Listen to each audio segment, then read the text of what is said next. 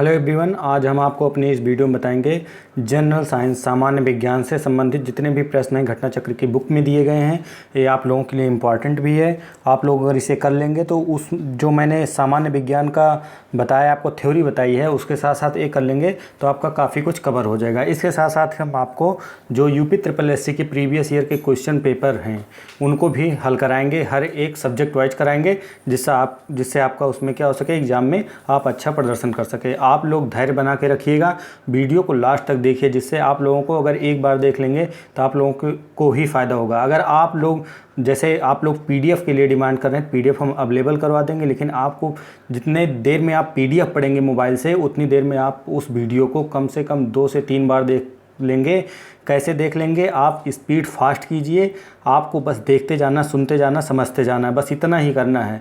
लेकिन और उसके अलावा हम आपको पीडीएफ अवेलेबल करवा देंगे अपने टेलीग्राम चैनल पे। तो टेलीग्राम चैनल पे आप हमारे जाके देख सकते हैं, जीके जीएसएस नाम से टेलीग्राम चैनल है, या जीके जीएसएस 91 ऐसा करके टेलीग्राम चैनल है। मेरा लोगो उस पर लगा है, आप उसे देख सकते हैं चैनल का।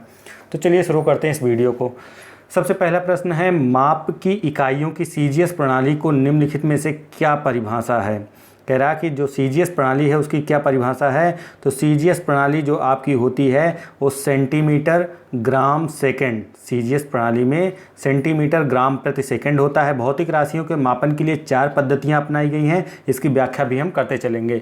तो जो भौतिक राशियों के मापन की 4 पद्धतियां अपनाई गई, कौन कौन सी? सीजीएस पद्धति में सेंटीमीटर ग्राम सेकंड होता है। यह पीएस में आपका क्या होता है? फुट पाउंड सेकेंड होता है। एमकेएस पद्धति क्या होता है? मीटर किलोग्राम सेकेंड होता है। एसआई पद्धति, इसमें 7 मूल मात्रक दिए गए हैं एसआई पद्धति में। कौन कौन से हैं? Metre, kilogram, second, kelvin, ampere, candela तथा मोल हैं। एवं 2 संपूरक मात्रक भी दिए गए हैं जिसे रेडियन और स्टेरेडियन के नाम से जानते हैं।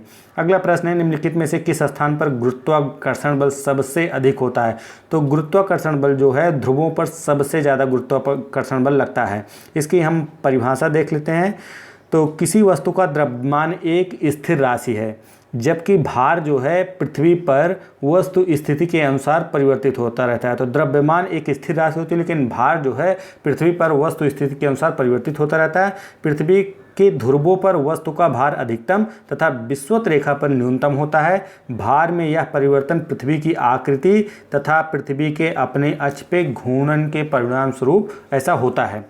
अगला प्रश्न है, कृत्रिम सैटेलाइट के अंदर व्यक्ति भारहीन महसूस करता है क्योंकि पृथ्वी का आकर्षण बल जो है उसके अभिकेंद्र बल के समान हो जाता है। जो आप ऐसे सैटेलाइट घूमती है तो अभिकेंद्र बल लगता है, तो उससे क्या हो जाता है? प्रतिसंतुलित हो जाता है। इसीलिए व्यक्ति क्या करता है? भारहीन, व्यक्ति का अपने को भारहीन महसूस होता है।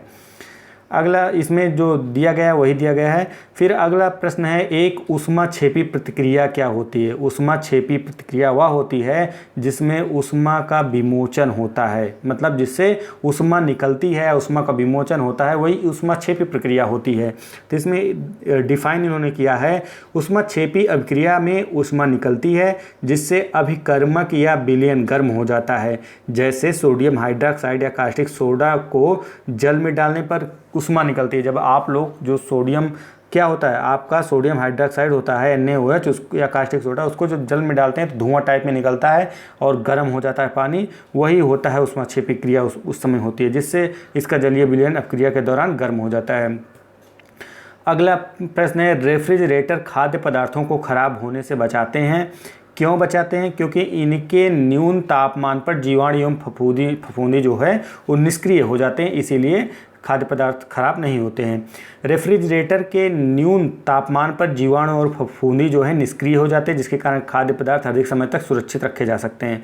इसके लिए न्यूनतम ताप जो है 3 डिग्री सेंटीग्रेड से 5 डिग्री सेंटीग्रेड या फ़ारेनहाइट की बात करें तो 37 डिग्री फ़ारेनहाइट से 41 डिग्री फ़ारेनहाइट के बीच रखा जाता है। निम्नतम तापमान किसके द्वारा मापा जाता है? निम्नतम तापमान आपका जो है वो एल्कोहल थर्मामीटर के द्वारा निम्नतम तापमान मापा जाता है। इसकी व्याख्या देख लेते हैं। एल्कोहल थर्मामीटर का उपयोग न्यूनतम तापमान ज्ञात करने के लिए किया जाता है। एल्कोहल का हिमांक बहुत कम होता है। कितना होता है? -114 डिग्री सेंटीग्रेड होता है, जबकि क्वथनांक कितना होता है? 78 डिग्री सेंटीग्रेड होता है। इसलिए यह अधिकतम ताप मापने में उपयुक्त नहीं होता है, लेकिन इसका न्यूनतम ताप मापने में एल्कोहल थर्मामीटर का प्रयोग किया जाता है। अगला प्रश्न है, ठोस पदार्थों को शुद्ध करने हेतु निम्नलिखित में से किस विधि का प्रयोग किया जाता है? तो क्रिस्टलीकरण का ठोस पदार्थों को शुद्ध करने में किया जाता है। क्रिस्टलीकरण, ठोस पदार्थों को शुद्ध करने हेतु क्रिस्टलीकरण विधि का उपयोग किया जाता है। इसके माध्यम से क्रिस्टल के रूप में विलयन से शुद्ध ठोस पदार्थों को पृथक कर लिया जाता है। और इसमें दिया गया है क्रोमेटोग्राफी। क्रोमेटोग्राफी का प्रयोग उन विलेय पदार्थों के पृथक्करण में होता है जो एक ही प्रकार के विलयन में घुले होते हैं। अगला है 7वां प्रश्न है, प्रकाश वोल्टीय सेल का प्रयोग सौर ऊर्जा का रूपांतरण करने में निम्नलिखित में से किसका उत्पादन होता है? तो जो सौर ऊर्जा से आपका प्रकाश वोल्टीय सेल जो होता है, सौर ऊर्जा का रूपांतरण करने में किसका उत्पादन होता है? तो विद्युत ऊर्जा का आपका उत्पादन होता है। इसमें लिखा गया है, प्रकाश वोल्टीय सेल के प्रयोग से सौर ऊर्जा का रूपांतरण करने से विद्युत ऊर्जा का उत्पादन होता है। यह प्रक्रिया प्रकाश विद्युत प्रभाव के सिद्धांत पर आधारित है। अगला प्रश्न है, इंद्रधनुष किस कारण बनता है? इंद्रधनुष जो है आपका अपवर्तन और परावर्तन के कारण बनता है। तो ये अपवर्तन और परावर्तन की घटना याद रखिएगा कि इनसे क्या क्या होता है। इसकी व्याख्या भी दी गई है, इनसे हम समझने का प्रयास करते हैं।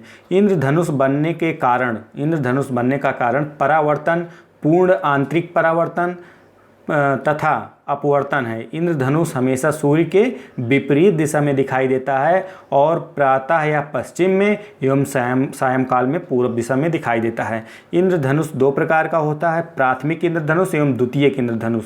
जब बूंदों पर आपतित सूर्य की किरणें का 2 बार अपवर्तन तथा 1 बार परावर्तन होता है तो प्राथमिक इंद्रधनुष बनता है। इसमें लाल रंग बाहर और बैगनी रंग अंदर होता है। तो प्राथमिक इंद्रधनुष में लाल रंग बाहर होता है, बैगनी रंग अंदर की ओर होता है। जब बूंदों पर आपतित सूर्य की किरणें का 2 बार अपवर्तन तथा 2 बार परावर्तन होता है तो द्वितीय इंद्रधनुष बनता है। इसमें लाल रंग अंदर की ओर कुछ धुंधला दिखाई देता है। अगला प्रश्न है, साबुन के बुलबुले पर श्वेत प्रकाश डालने से रंग दिखाई देता है। इसका कारण क्या है? इसका कारण है व्यतिकरण है। व्यतिकरण, जो साबुन का बुलबुला होता है उस पर प्रकाश डाला जाता है तो प्रकाश डालने से कई रंग दिखाई देते हैं, उसका कारण व्यतिकरण होता है। इसमें व्याख्या देखते हैं। साबुन के बुलबुलों पर श्वेत प्रकाश डालने से रंगों के दिखाई देने के पीछे कौन सी क्रिया होती है? व्यतिकरण का सिद्धांत है। जब श्वेत प्रकाश की किरणें साबुन के बुलबुलों पर पड़ती हैं तो उनकी बाहरी और भीतरी दोनों सतह से किरणें परिवर्तित होकर प्रेक्षक की आंखों की ओर लौटती हैं। दोनों सतहों से आंखों तक पहुंचने वाले प्रकाश के तरंग समूहों की कलाओं में सूक्ष्म अंतर होने के कारण व्यतिकरण होता है, जिसके फलस्वरूप रंग दिखाई पड़ते हैं। आगे है, प्रकाश की किरण को पूर्ण आंतरिक परावर्तन के लिए किससे गुजरना होता है? कह रहा है कि पूर्ण प्रकाश की किरण जो होती है पूर्ण आंतरिक परावर्तन के लिए किससे होकर गुजरना पड़ता है? तो पहले कांच से जल से गुजरना पड़ेगा, कांच से जल, तब पूर्ण आंतरिक परावर्तन होगा। फिर उसके बाद इसमें व्याख्या इसकी दी गई है, प्रकाश की किरण को पूर्ण आंतरिक परावर्तन करने हेतु कांच से जल के लिए गुजरना होगा, क्योंकि कांच का अपवर्तनांक जल से अधिक होता है। पूर्ण आंतरिक परावर्तन के लिए आवश्यक शर्त यह है कि प्रकाश की किरण अधिक अपवर्तनांक माध्यम से कम अपवर्तनांक माध्यम में प्रवेश करे, तभी पूर्ण आंतरिक परावर्तन होगा। अगला प्रश्न है, यक्ष किरणें किस प्रकार की तरंगे हैं? तो यक्ष किरणें जो होती हैं वो आपकी विद्युत चुंबकीय तरंगे होती हैं। यक्ष किरणें विद्युत चुंबकीय तरंगे होती है। विद्युत चुंबकीय तरंगे बिना किसी माध्यम की सहायता के ही केवल विद्युत एवं चुंबकीय दोलनों के माध्यम से संचरण करती हैं। ब्लैक बॉडी किस विकिरण को अवशोषित करती है? ब्लैक बॉडी किस विकिरण को अवशोषित करती है? तो सभी तरंग दैर्ध्य को ब्लैक बॉडी, ब्लैक सतह क्या करती है? एब्जॉर्ब करती है। अगला प्रश्न है आपका, मानव शरीर का प्रतिरोध शुष्क दशा में लगभग कितना होता है? तो मानव शरीर का प्रतिरोध शुष्क दशा में 10 के घात 3 ओम होता है। मनुष्य शरीर अन्य धातुओं की तरह भी क्या होती है, विद्युत की सुचालक होती है। अगला प्रश्न है सौर कोशिकाएं किसके सिद्धांत पर काम करती हैं। तो सौर जो कोशिकाएं होती हैं वो आपके प्रकाश वैद्युत प्रभाव पर कार्य करती हैं। अगला प्रश्न है उपग्रह संचार के लिए कौन सा विद्युत चुंबकीय विकिरण प्रयुक्त किया जाता है। उपग्रह के संचार के लिए कौन सा विद्युत चुंबकीय विकिरण प्रयुक्त किया जाता है। तो सूक्ष्म तरंगें प्रयुक्त की जाती हैं। अगला प्रश्न है इसमें व्याख्या इसकी है उपग्रह संचार के लिए सूक्ष्म तरंग विद्युत चुंबकीय विकिरण के रूप में प्रयुक्त की जाती है। बर्फ पानी पर इसलिए तैरती है क्योंकि बर्फ का घनत्व पानी से अपेक्षाकृत कम होता है। बर्फ का जो घनत्व होता है पानी के घनत्व से कम होता है, इसलिए बर्फ तैरती है पानी की सतह पर। ठोस होने के बावजूद बर्फ पानी पर तैरती रहती है क्योंकि पानी जब बर्फ में परिवर्तित होता है तो इसका घनत्व घट जाता है। ऐसी कोई भी वस्तु जिसका घनत्व पानी के घनत्व से कम हो वह पानी पर तैरती रहती है। बर्फ पानी से कम घनत्व वाली होती है इसलिए पानी पर तैरती है। कार के स्टीयरिंग में शामिल है, कार के स्टीयरिंग में क्या शामिल होता है, बलों का एक युग्म जो विपरीत दिशाओं में तथा उसी रेखा पर कार्य करता है। तो बलों के एक युग्म जो विपरीत दिशा में तथा उसी रेखा पर कार्य करता है। उसके बाद अगला प्रश्न है क्रिकेट का एक खिलाड़ी तेज से आती हुई बॉल को क्यों अपने हाथों को पीछे खींचकर पकड़ता है। हो सकता है इसका जो उत्तर होगा, हो सकता है कि उसे अधिक बल लगने के लिए समय मिल जाए, अधिक बल लगाने के लिए समय मिल जाए। तो हाथ इसलिए पीछे खिलाड़ी खींचता है कि अगर वो पीछे नहीं खींचेगा तो उस पर ज़्यादा फोर्स लगेगा। फोर्स लगने के कारण क्या होगा, उसके हाथ में चोट आ जाएगी। इसीलिए हाथ जब पीछे खींच लेता है तो उसे चोट लगने की संभावना कम रहती है और बॉल आसानी से हाथ में आ जाती है और पकड़ लेता है। जब खिलाड़ी गेंद को रोक लेता है तो गेंद का संवेग शून्य हो जाता है। जब खिलाड़ी क्या करेगा, गेंद को रोकेगा तो गेंद का संवेग शून्य हो जाएगा। संवेग परिवर्तन के लिए खिलाड़ी गेंद को जितने अधिक समय में रोकेगा, आवेग देने के लिए उतना ही बल लगाना पड़ेगा। इसलिए वह गेंद को उंगलियों के बीच आते ही अपना हाथ पीछे की ओर खींचता है जिससे कि वह गेंद पर अधिक समय तक बल लगा सके। यदि वह हाथ आगे ले जाकर गेंद पकड़ेगा तो क्रिया प्रतिक्रिया नियम के कारण चोट लगने अथवा छिटक कर गिरने की संभावना रहेगी बाल की। उसके बाद अगला प्रश्न है किसी भी स्थिर या गतिशील वस्तु की स्थिति और दशा में तब तक कोई परिवर्तन नहीं होता जब तक कि उस पर कोई बाह्य बल न लगाया जाए। ये न्यूटन गतिका विषय का प्रथम नियम है। न्यूटन गति का जो प्रथम नियम क्या कहता है कि कोई भी गतिशील वस्तु या स्थित वस्तु है तब उसमें तब तक परिवर्तन नहीं होगा जब तक उस पर कोई बाह्य बल सक्रिय नहीं होगा। तो इसमें व्याख्या दिए हैं न्यूटन के जो गति का नियम है उसमें कहा गया है किसी भी स्थिर या गतिशील वस्तु की स्थिति और दशा में तब तक कोई परिवर्तन नहीं होगा जब तक उस पर कोई बाह्य बल सक्रिय ना हो। द्वितीय नियम क्या कहता है, यह बराबर यम में, तथा तृतीय नियम के अनुसार प्रत्येक क्रिया के सदैव बराबर एवं विपरीत दिशा में प्रतिक्रिया होती है। तो क्रिया एवं प्रतिक्रिया का नियम तीसरा आपका है। एक रॉकेट और जेट इंजन भिन्न है। क्यों एक रॉकेट और जेट इंजन भिन्न है? क्योंकि उनके क्या इसमें ऑप्शन में जो आपका दिया है उनके कार्य और सिद्धांत को पूरी तरह से भिन्न है, ये गलत है। इसमें आपका सी और डी, रॉकेट में ऑक्सीजन की आपूर्ति की व्यवस्था उसी में होती है जबकि जेट हवा बाहर के वातावरण से प्राप्त करती है। रॉकेट किसी यान को अंतरिक्ष तक ले जाता है जबकि जेट नहीं ले जा सकता। तो यही है आपका विकल्प, इसमें ए सही होगा।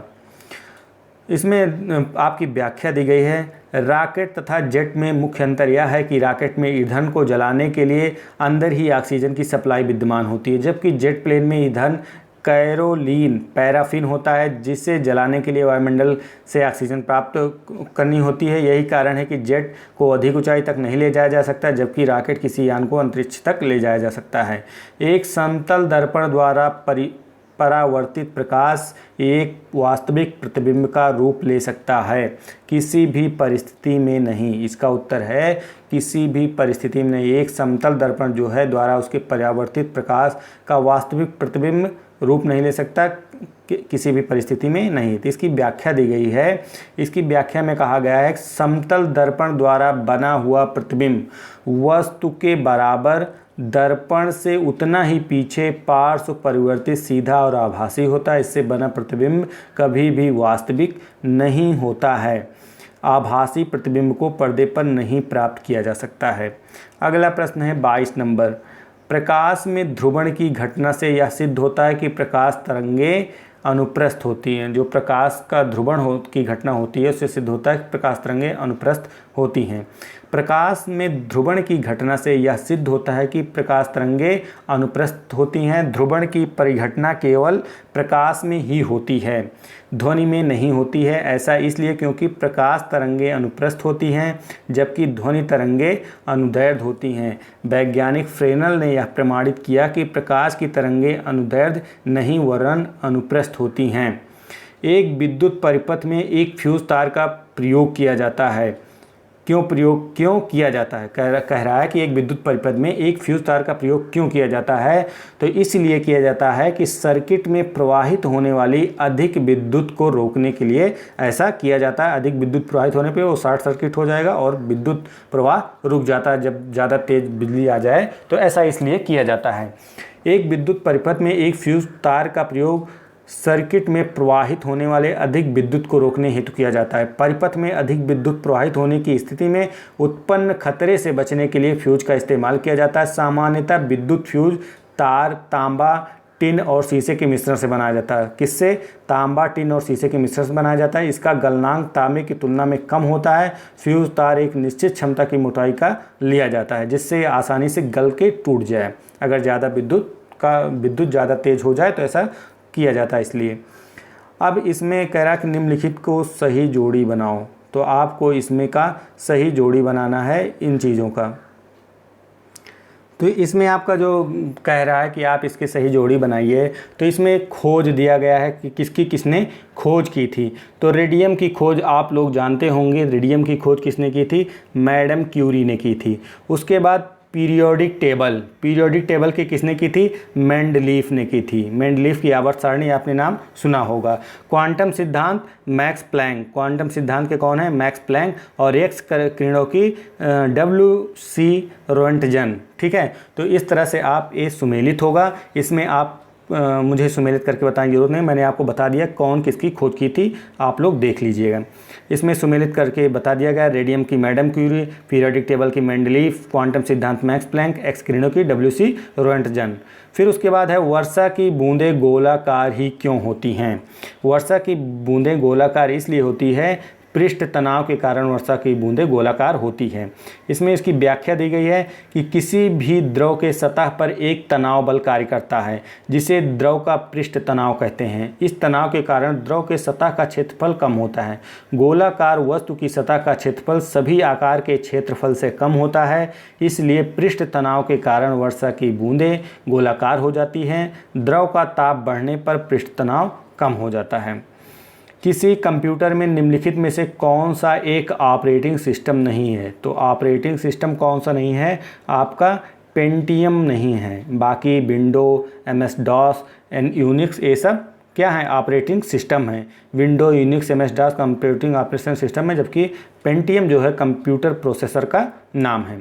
इंटरनेट से सूचना लेने के लिए किस अनुप्रयोग या एप्लीकेशन का प्रयोग किया जाता है? वेब ब्राउज़र का प्रयोग किया जाता है। वेब ब्राउज़र, गूगल आदि सर्च इंजन है। उसके बाद चौथी पीढ़ी के कंप्यूटरों के निर्माण में प्रयोग किया जाता है। चौथी पीढ़ी के जो कंप्यूटर है उसमें निर्माण में सूक्ष्म संधारित्रों का प्रयोग किया जाता है। इसकी व्याख्या देख लेते हैं। निर्वात ट्यूबों का प्रयोग पहली पीढ़ी के कंप्यूटर में 1940 से 54 के दौरान, ट्रांजिस्टरों का प्रयोग दूसरी पीढ़ी के कंप्यूटर में 1955 से 64 के दौरान, IC चिप का प्रयोग तीसरी पीढ़ी 1965 से 71 तथा माइक्रो प्रोसेसर सूक्ष्म संधारित्रों का प्रयोग चौथी पीढ़ी कंप्यूटरों 1971 से वर्तमान में किया जा रहा है। अगला प्रश्न है निम्नलिखित में से कौन एक इनपुट डिवाइस नहीं है? इनपुट डिवाइस कौन सी नहीं है? तो इसमें आप लोग इनपुट और आउटपुट जानते होंगे, अगर कंप्यूटर से संबंधित होंगे तो इसमें जो इनपुट डिवाइस नहीं है आपकी, वो प्लाटर नहीं है। बाकी स्कैनर, जॉयस्टिक, ये सब क्या हैं? ये सब इनपुट डिवाइसें होती हैं।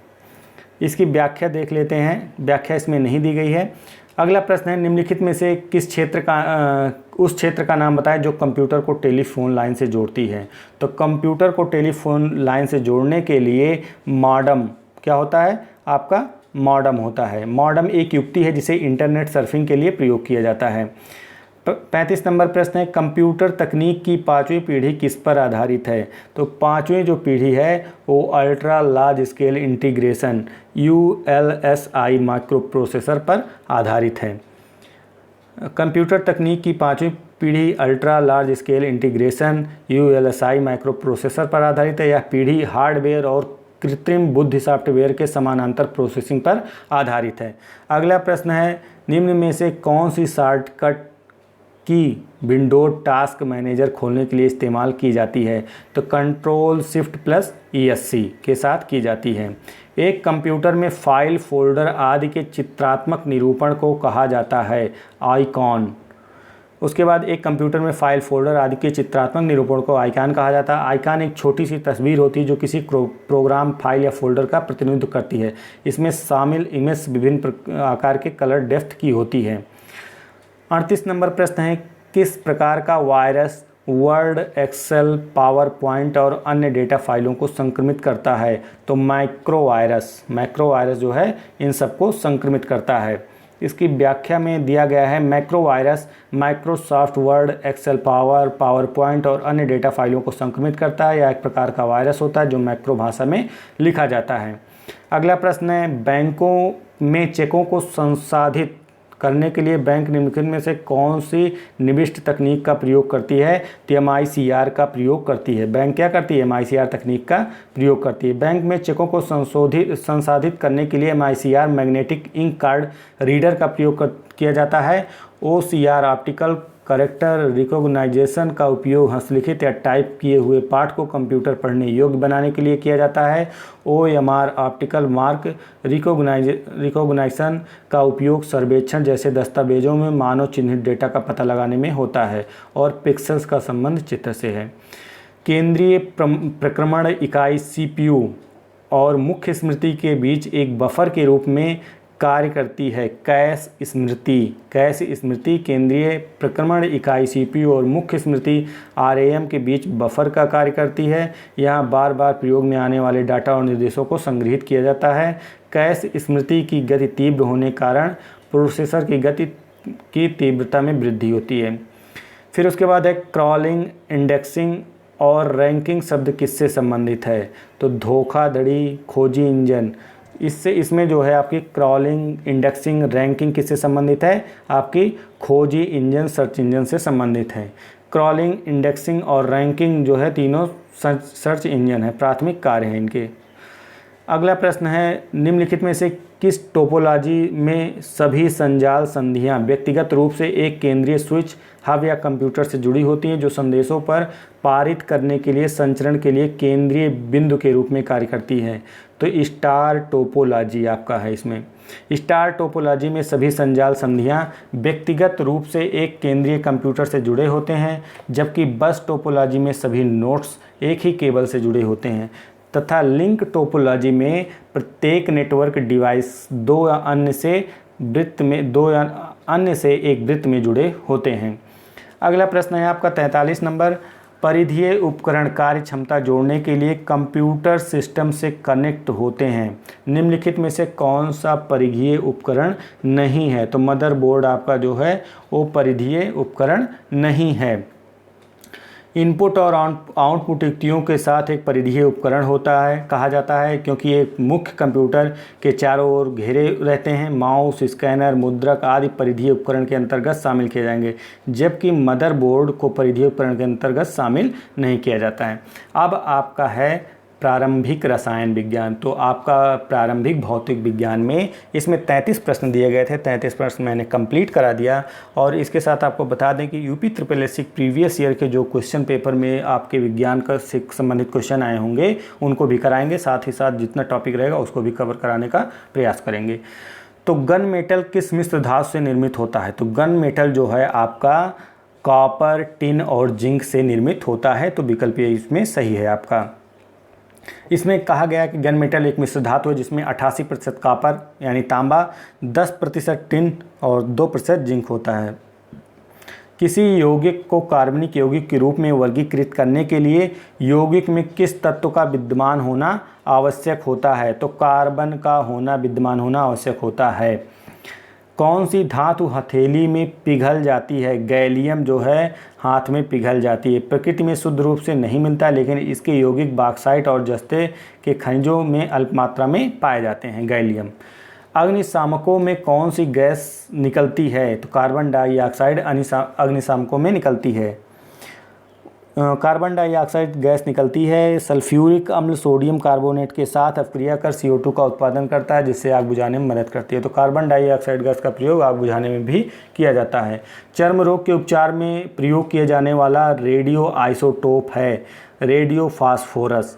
रेडियो फास्फोरस 32 का प्रयोग चर्म रोग के उपचार में किया जाता है। निम्नलिखित में से कौन सा कार्बोलिक अम्ल के नाम से भी जाना जाता है? तो फिनोल जो है आपका कार्बोलिक अम्ल के नाम से जाना जाता है। सिगरेट के धुएं का मुख्य प्रदूषक क्या है? सिगरेट के धुएं का मुख्य प्रदूषक जो है वो कार्बन मोनोऑक्साइड और बेंजीन होता है। सिगरेट के धुएं का मुख्य प्रदूषक कार्बन मोनोऑक्साइड और बेंजीन मुख्य प्रदूषक के रूप में होते हैं। कार्बन मोनोऑक्साइड जो है रुधिर की ऑक्सीजन परिवहन क्षमता को कम कर देता है, जबकि बेंजीन कैंसर कारक होता है। कार्बन मोनोऑक्साइड प्रमुख वायु प्रदूषक होता है। प्रशीतक फ्रेआन है। प्रशीतक फ्रेआन डाइक्लोरोमीथेन है। विकल्प डी आपका बी जो है डाइक्लोरोमीथेन आपका फ्रेआन है। अगला प्रश्न जो है इसमें व्याख्या दिए गए हैं कि डाइफ्लोरोमीथेन एक रंगहीन गैस है जिसका प्रयोग प्रशीतक के रूप में किया जाता है। सामान्यतः इसकी बिक्री फ्रेयान 12 ब्रांड के नाम से की जाती है। अगला प्रश्न है प्रोड्यूसर गैस का ईंधन तथा नाइट्रोजन का स्रोत के रूप में प्रयोग किया जाता है। यह गैस प्राप्त की जाती है भाप को उद्दीप्त कोक पर प्रवाहित करने पर। कैसे प्राप्त की जाती है? भाप को उद्दीप्त कोक पर प्रवाहित करने पर की जाती है। प्रोड्यूसर गैस ईंधन तथा कांच व इस्पात और नाइट्रोजन के स्रोत के रूप में प्रयोग की जाती है।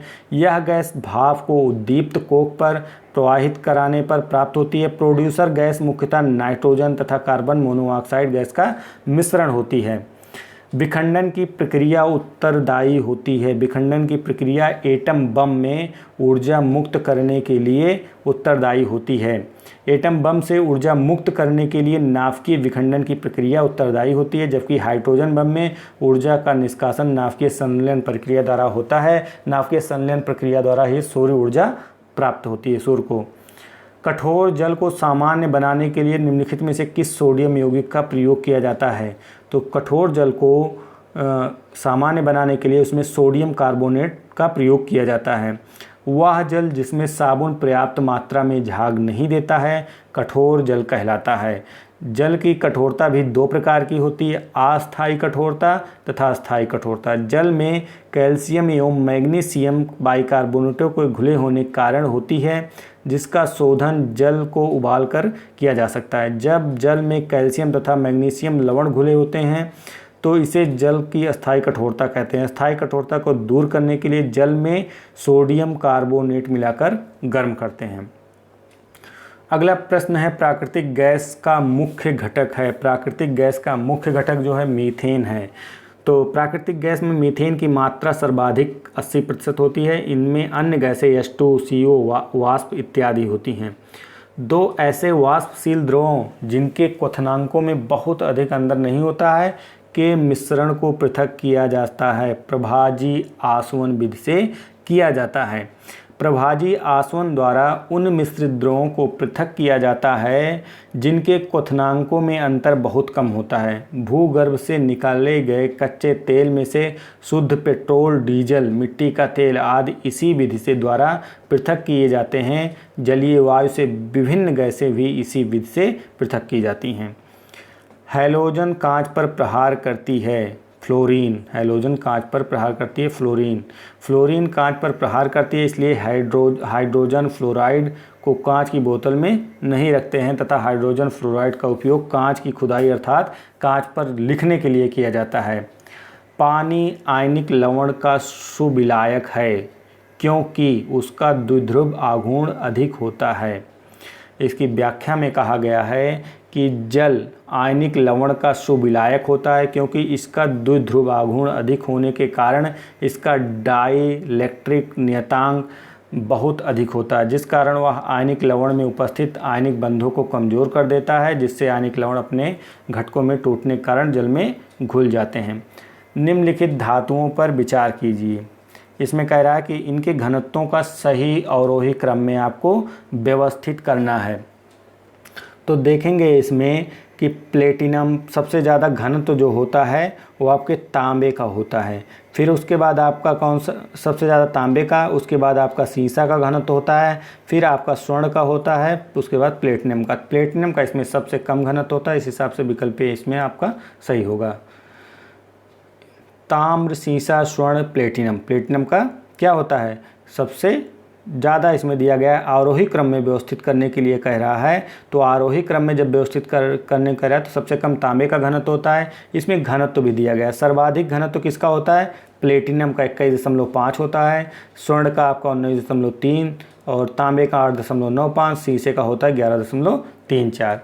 मोटर वाहन की बैटरी में कौन सा अम्ल प्रयोग होता है। मोटर वाहन की बैटरी में H2SO4 प्रयुक्त होता है। संचायक बैटरी जिन्हें सामान्यतः वाहनों एवं इन्वर्टरों में प्रयोग किया जाता है, ये एनोड लेड की बनी होती हैं तथा इसमें कैथोड लेड डाइऑक्साइड से भरे हुए लेड का ग्रिड होता है। 38% सल्फ्यूरिक अम्ल का विलयन वैद्युत अपघट्य का कार्य करता है।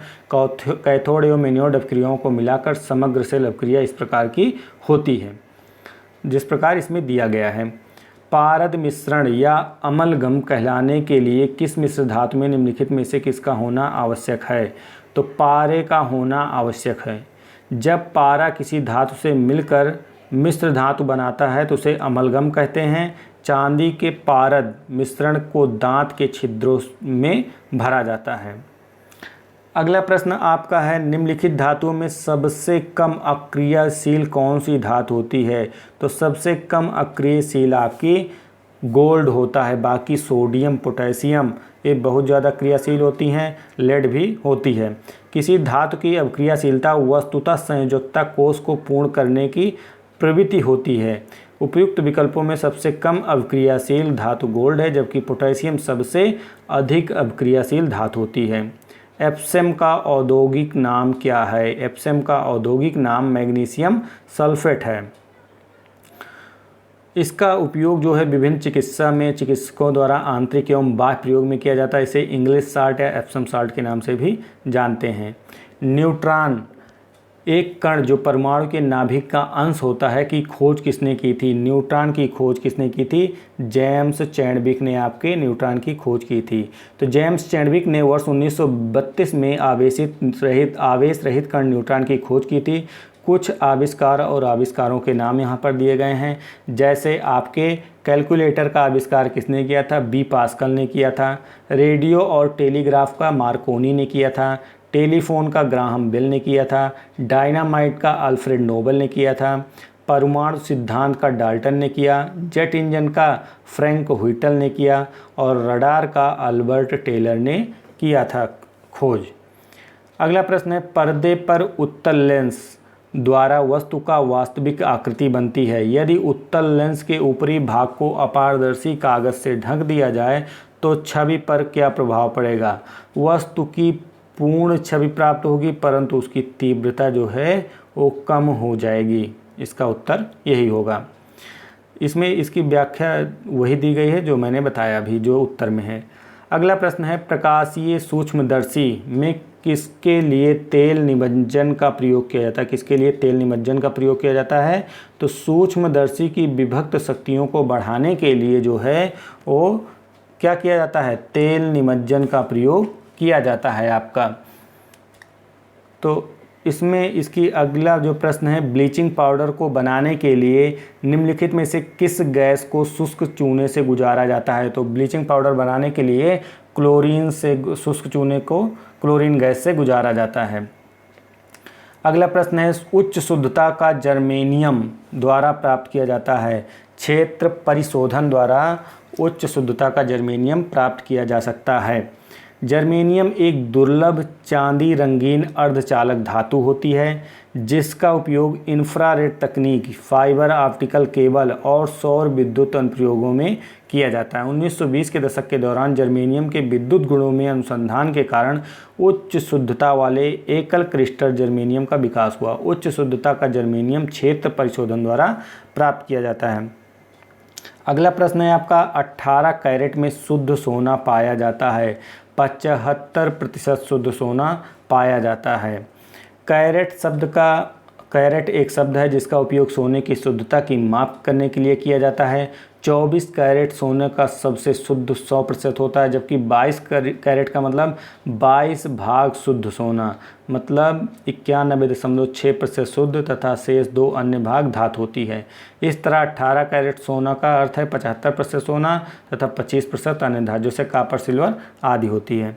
74 नंबर प्रश्न है, पीतल इनकी मिश्र धातु है। पीतल इनकी मिश्र धातु, किसकी मिश्र धातु है पीतल? तांबा और जस्ता की पीतल जो है मिश्र धातु होती है। ठीक है। अब अगला जो प्रश्न होगा वो आपके जीव विज्ञान, प्रारंभिक जीव विज्ञान से संबंधित होगा। तब हम जीव विज्ञान के प्रश्नों को हल करेंगे। आपके प्रारंभिक जीव विज्ञान के क्वेश्चन जो है महत्वपूर्ण हैं और उसके साथ साथ प्रारंभिक जीव विज्ञान से प्रश्न भी आएंगे। तो एक एक प्रश्न मान के चलिए कि रसायन विज्ञान और भौतिक विज्ञान से आ जाएगा और 3 प्रश्न लगभग आपके करीब जीव विज्ञान से पूछे जा सकते हैं। तो निम्नलिखित में से कौन सा एक रेशेदार प्रोटीन होता है? तो रेशेदार जो प्रोटीन होता है वो केराटिन होता है। आपका रेशेदार प्रोटीन कौन है? केराटिन होता है।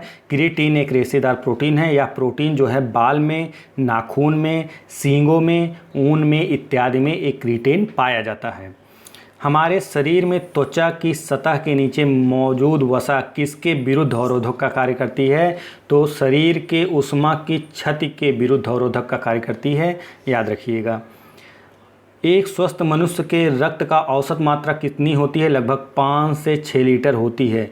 मानव शरीर के कुल भार का 6 से 7% उसके शरीर में रक्त रहता है। औसत मानव मस्तिष्क का वजन क्या होता है? औसत मानव मस्तिष्क का वजन 1.36 किलोग्राम होता है।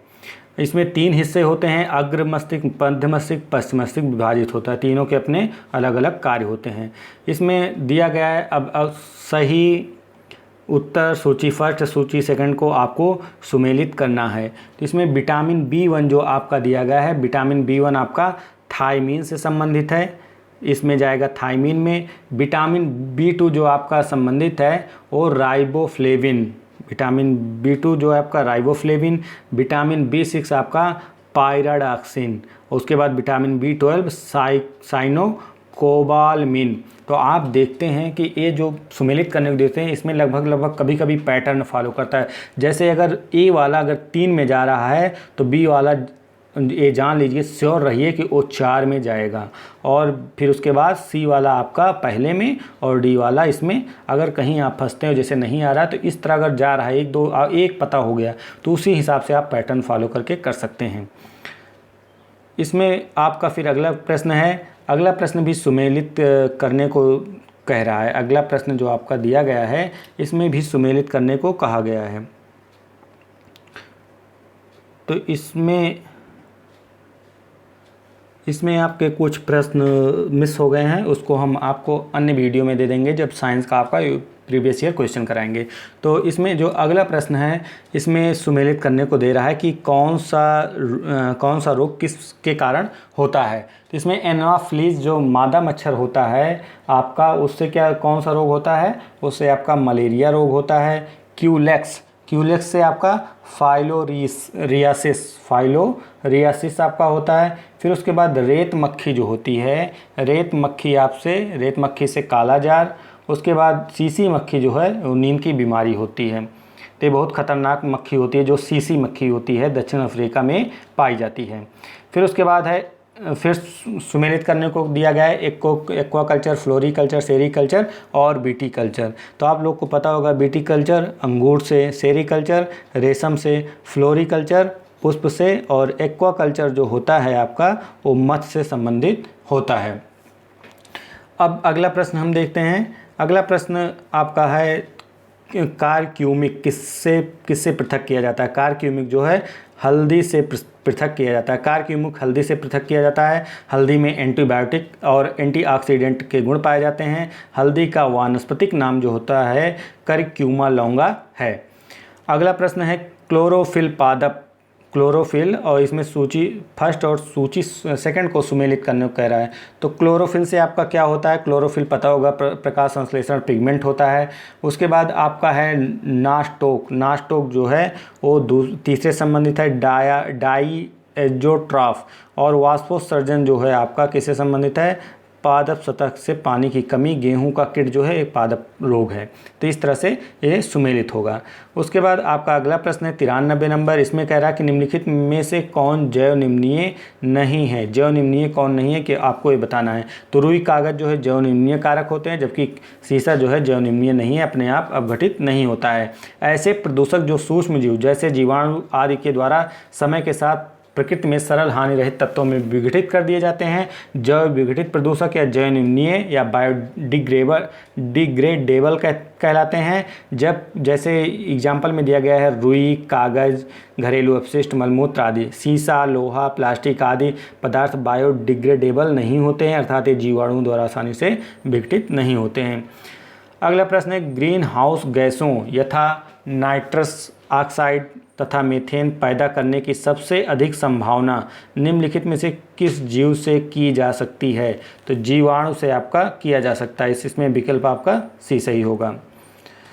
डेप्सोन, इसमें व्याख्या जो दी गई है, डेप्सोन को di amino di phenyl sulphone के नाम से जाना जाता है। इसमें कुछ क्वेश्चन जो है आपके छूट गए हैं, उसको हम बाद में करा देंगे, जहाँ से भी छूटे हैं तो उसको हम करा देंगे, ठीक है। तो डेप्सोन को di amino di phenyl sulphone के नाम से जाना जाता है, ऐसा आया था। जो सल्फोन क्या होता है, कोढ़ या कुष्ठ रोग के उपचार में किया जाता है। निम्न में अगला प्रश्न है, निम्न में एक्यूपंक्चर विधि क्या है। एक्यूपंक्चर विधि क्या होती है। तो इसमें चीन में प्रचलित चिकित्सा पद्धति है, वही एक्यूपंक्चर विधि होती है। इसमें क्या किया जाता है, दर्द निवारण, रोगों के उपचार और सामान्य स्वास्थ्य के सुधार हेतु प्राचीन चीनी चिकित्सा पद्धति है। यह विधि तंत्रिका तंत्र और रक्त प्रवाह व्यवस्था को नियंत्रित करने में सक्षम होती है। अगला प्रश्न है त्वरित ऊर्जा के लिए धावक जो है सेवन क्या करते हैं, सुक्रोज का सेवन करते हैं। तो आपका इसमें विकल्प ए सही होगा। त्वरित ऊर्जा के लिए धावक सुक्रोज का सेवन करते हैं। सुक्रोज का निर्माण ग्लूकोज एवं फ्रक्टोज से होता है, जो स्फूर्ति प्रदान करता है उन्हें। कौन सा विज्ञान फॉसिल प्लांट से संबंधित है। आपका पैलियो बॉटनी विज्ञान जो है फॉसिल प्लांट से संबंधित है। शरीर के किस भाग में त्रिज्या अस्थि स्थित है। शरीर के किस भाग में त्रिज्या अस्थि स्थित है। तो आपके कलाई में त्रिज्या अस्थि स्थित होती है। त्रिज्या अस्थि जो है कलाई वाले भाग में स्थित होती है। कलाई में कार्पल्स अस्थि, हथेली में मेटाकार्पल्स अस्थि, जांघ में फीमर अस्थि तथा अग्रबाहु में रेडियो अल्ना अस्थि पाई जाती है। अगला प्रश्न है गैस्ट्राक्नीमियस मांसपेशी मानव शरीर के किस भाग में स्थित होता है। तो आपके निचली टांग में यह मांसपेशी स्थित होती है। पेशी प्राणियों को अंकुचित होने वाला ऊतक होता है। इनमें अंकुचित होने वाले गुण होते हैं जो कोशिका का आकार बदल देते हैं। पेशी कोशिकाओं द्वारा निर्मित उस ऊतक को पेशी ऊतक कहा जाता है जो समस्त अंगों में गति उत्पन्न करता है। गैस्ट्राक्नीमियस मांसपेशी शरीर में निचली टांग में पिछली तरफ पाई जाती है। 123 नंबर प्रश्न है मज्जा या कोलेजन के गठन में कौन सा विटामिन मदद करता है। तो विटामिन सी जो है इसमें मदद करता है। अगला प्रश्न है निम्नलिखित में से कौन से विटामिन को मानव शरीर में संश्लेषित किया जा सकता है। कौन से विटामिन जो है मानव शरीर में संश्लेषित किया जा सकता है। तो विटामिन B3 को मानव शरीर में संश्लेषित किया जा सकता है। इसमें दिया गया है, क्या क्या दिया गया है। मनुष्य vitamin A, B1, B2, B5, B6, B7, B9, B12, E और विटामिन K का संश्लेषण नहीं कर सकता, लेकिन वह विटामिन B3 और D का संश्लेषित करने में सक्षम है। मनुष्य द्वारा अपेक्षित अंतिम विटामिन C है, जो विशेष स्थिति में से कार्बनिक यौगिक को बहुसंख्यक कशेरुक और अकशेरुकी प्रजातियों द्वारा संश्लेषित किया जा सकता है। 125 नंबर प्रश्न है खिलाड़ियों के में पैर की बीमारी को निम्न में से कौन सी वजह होती है। ट्राइकोफाइटन, कौन सी बीमारी होती है। ट्राइकोफाइटन कवक जनित रोग है जिसे एथलीट फुट, दाद, खाज, खुजली, त्वचा आदि के संक्रमण हो जाते हैं। अगला प्रश्न है, निम्नलिखित में से कौन सा एक आनुवांशिक विकार नहीं है? कौन सा एक आनुवांशिक विकार नहीं है? तो आपका मिक्सोडेमा जो है आनुवांशिक विकास नहीं है, विकार नहीं है। बाकी वर्णांधता, अरंजकता, अतिरक्त स्त्राव रोग आपके क्या होते हैं? आनुवांशिक होते हैं। तो इसमें दिया गया है मिक्सोडेमा थायरॉक्सिन के कम श्रावण से होने वाला रोग कहलाता है। इसमें थायराइड ग्रंथि प्रभावित होती है, जिससे हृदय गतिमंद, रोगी की त्वचा खुश्क, पलके व ओठ मोटे हो जाते हैं, जबकि शेष तीनों विकल्प आनुवांशिक रोग की श्रेणी में आते हैं। अगला प्रश्न है, चिकित्सीय प्रभाव के लिए रसायनों का प्रयोग करने को निम्नलिखित में से किस नाम से जाना जाता है? तो आप इसमें देखेंगे कि विकल्प बी जो है कीमोथेरेपी नाम से जाना जाता है। 128 नंबर प्रश्न है, निम्नलिखित में से कौन सा तंत्रिका फाइबर से बना है जो प्रतिबिंब क्रियाओं में मध्यस्थता करता है और जो मस्तिष्क को अवयवों को आदान प्रदान करता है, सूचना प्रदान करता है? तो आपका मेरुदंड। मेरुदंड एक लंबी पतली नलिका सदृश संरचना होती है जो तंत्रिका कोशिका की बनी होती है या संदेशों को मस्तिष्क के अंग तक या अंग से मस्तिष्क तक भेजने का कार्य तथा प्रतिबिंब क्रिया का संचालन करती है। अगला प्रश्न है, मानव प्लीहा को नियंत्रित करता है। मानव प्लीहा को नियंत्रित करता है, रक्त आयतन को नियंत्रित करता है। प्लीहा जो है रक्त में पुरानी और टूटी हुई कोशिका को नष्ट कर रक्त के आयतन या मात्रा को नियंत्रित करता है। साथ ही इसमें उपस्थित स्वायत्त रक्त कणिकाएं रोगों से प्रतिरोधकता भी प्रदान करती हैं।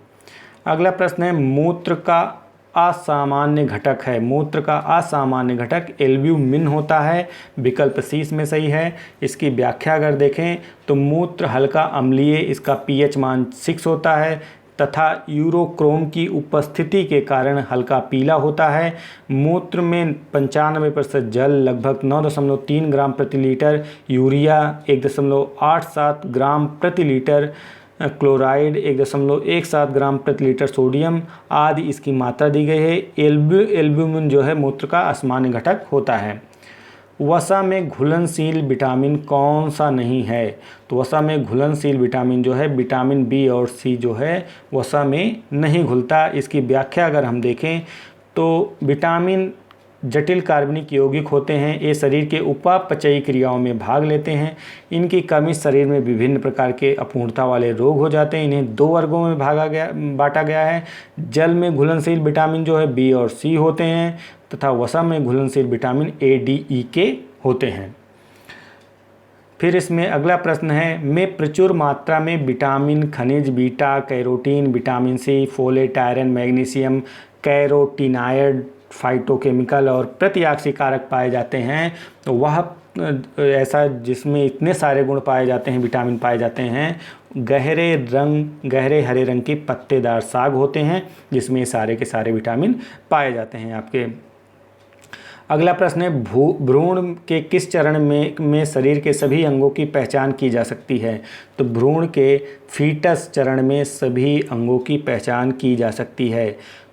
उसके बाद है मिलान करें। आपका सुमेलित करने को दिया गया है। ओटाइसिस और एन्सेफ्लाइटिस, इन सबको सुमेलित करने के लिए कह रहा है। तो इसमें देखते हैं कौन किस में सुमेलित होगा। इसमें आपका जो है ओटाइटिस जो है कान में जाएगा। आपका ओटाइटिस जो है वो कान में। उसके बाद एन्सेफ्लाइटिस जो है आपका दिमाग से संबंधित है। फिर आपका अगला जो तीसरा है लेरिंगाइटिस, ये आपका संबंधित है गले से। उसके बाद हेपेटाइटिस जो है आपका, ये आपके कान से संबंधित है। इसमें कान दिया गया है, कान नहीं, यकृत से संबंधित है। ओटाइटिस कान से संबंधित था। हेपेटाइटिस जो है आपका इसमें तीसरे से, यकृत से संबंधित है। तो इस तरह से ये सही होगा। इसमें देख लेते हैं, सुमेलित करने को दिया गया है। ओटाइटिस कान से, एन्सेफ्लाइटिस दिमाग से, लेरिंगाइटिस जो है गला से, हेपेटाइटिस यकृत से संबंधित होता है। अगला प्रश्न है, निम्नलिखित में से कौन पादप वृद्धि निरोधक हार्मोन्स होता है?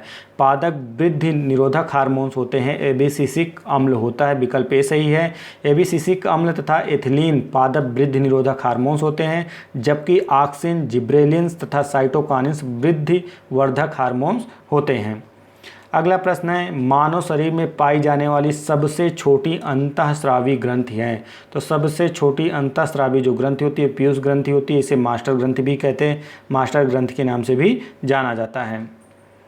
उसके बाद अगला प्रश्न है, इनमें से किसका प्रयोग दुग्ध परिरक्षक के रूप में किया जाता है। तो दुग्ध परिरक्षक के रूप में बेंजोइक अम्ल का प्रयोग किया जाता है।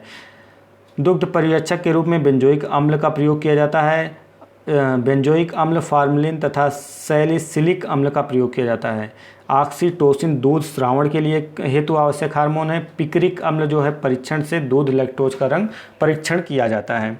अगला प्रश्न है, तेल तथा वसा की गंदगी को दूर करने के लिए किस एंजाइम को लॉन्ड्री डिटर्जेंट के रूप में प्रयोग करते हैं। तो लाइपेज को प्रयोग करते हैं।